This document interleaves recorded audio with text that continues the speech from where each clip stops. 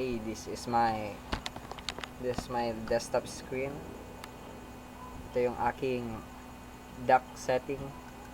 Nakikita nyo, malinis ang aking screen kasi inorganize ko ito sa dock.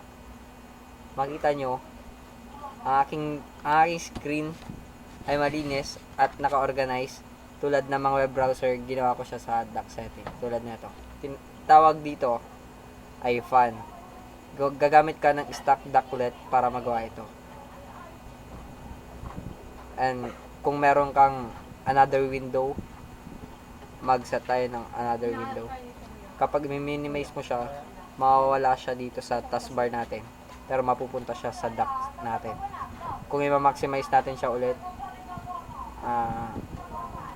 ito yung in-open natin na window. At ito yung mga other window ko pa na naka-open, na kapag na-minimize ko siya, is pupunta siya sa dock, aking Rocket dock. Yon. That's it. At ang payo ko lang sa inyo ay i-customize nyo ang inyong screen para mas bumilis ang performance ng inyong computer. Thank you. That's all.